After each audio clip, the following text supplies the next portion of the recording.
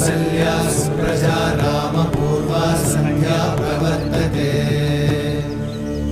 उत्तिष्ठ नरशार्दूल कर्तव्यं दैवमाह्निकम् उत्तिष्ठोत्तिष्ठ गोविन्द उत्तिष्ठ गरुडध्वज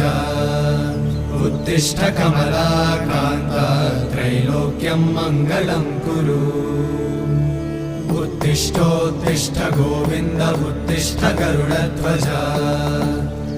उत्तिष्ठ कमलाकान्त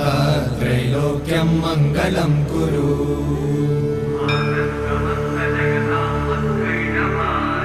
मातः समस्त जगतां मधुकैटभारे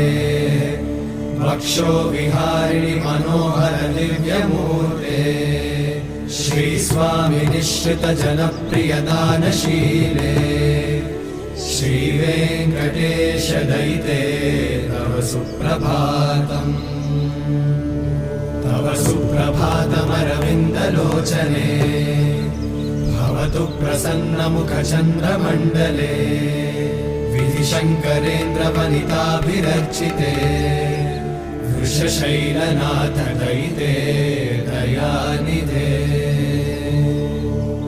अत्यादि सप्त ऋषयः समुपास्य सन्ध्या